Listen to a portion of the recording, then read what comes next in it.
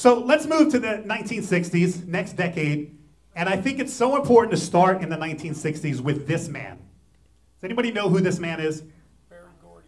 Berry Gordy. Berry Gordy was the founder and owner of Motown, subsidiary labels as well, Hitsville USA and Tamla.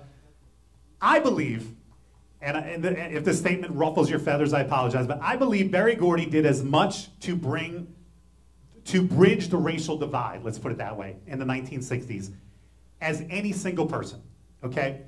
Prior to, and even into the 1960s, we are still, in America, a very segregated society. It's ugly, okay? And it's not just down south, up north as well. There were rampant examples of segregation, including in the music we listen to. If you were white, you listened to white radio stations, you bought your records in white record stores. If you were African American, they actually called them race records back then. You bought African American records and you bought them in African American record stores. Just the way things were, okay?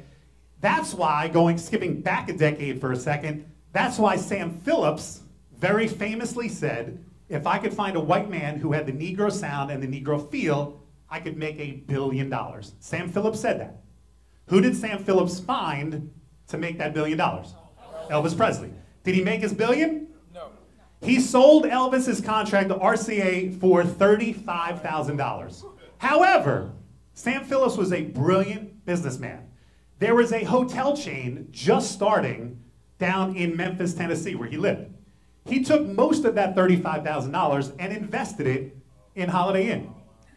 So I don't think he turned $35,000 into $1 billion, but he certainly did fairly well. He was one of the first investors. I love the Sam Phillips story. Anyone been to Memphis and seen Sun Studios? It is if you're a music lover, Memphis, first of all, is a great town. Great, they love their music, they love their barbecue, it's a great visit. And you can basically see Elvis's entire career because you can start at Sun Studios and then you can finish at Graceland. And it really is worth the trip. I highly recommend it. I love the Sam Phillips story. It's very interesting. I've read a lot about him. He has this great quote, if you're not doing something you're different, you're not doing anything. I love that quote. Anyway, back to Berry Gordy and back to the 60s. So here's my premise. Berry Gordy starts the Motown label, which for the first time takes R&B and soul music and moves it into pop. For the first time ever, white people are listening to and dancing to and being exposed to R&B and to soul and to music that heretofore, the only time we heard it was when somebody like Elvis took it and whitened it, you know what I mean? Like just ruined it and took all the soul and energy and everything out of it. But for the first time, and a lot of it has to do with Motown, white people are hearing this music.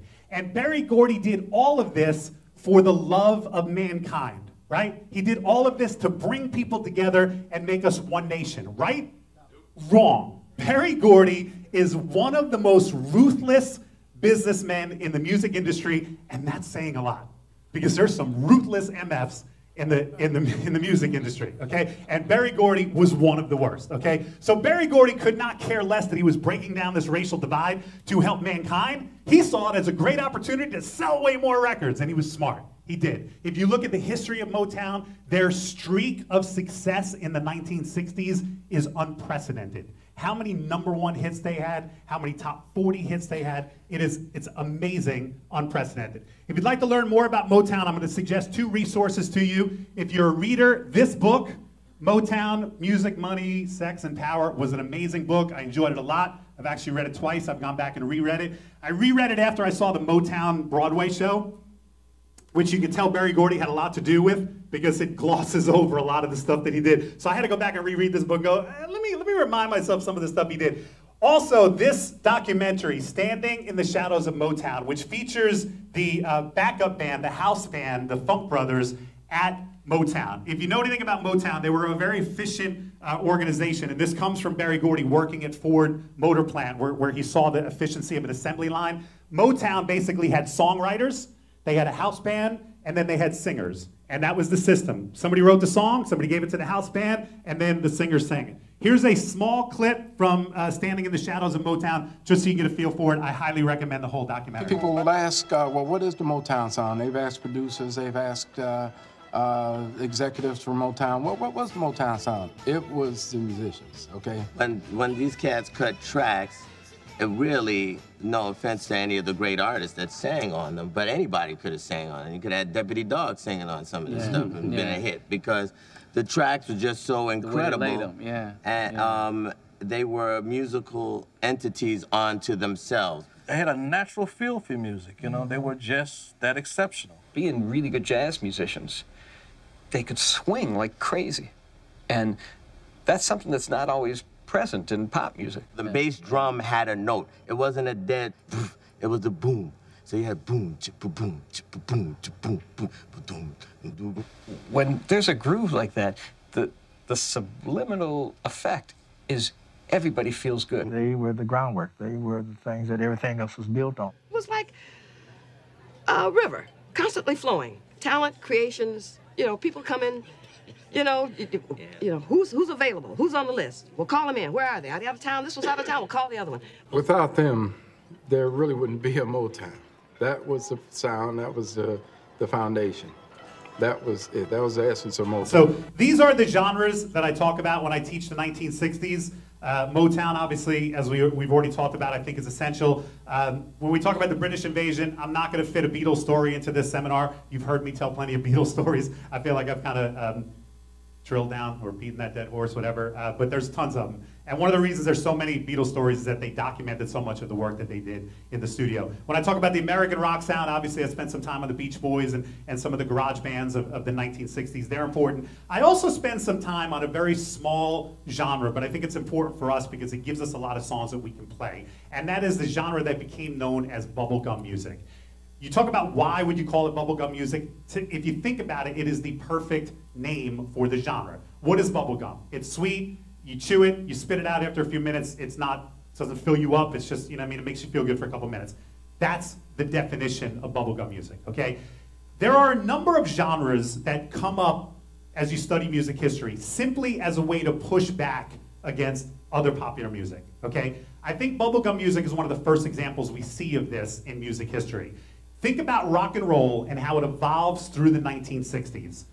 It even loses the word and roll, right? We start calling it just simply rock. It becomes very serious. It becomes very weighty, psychedelic rock.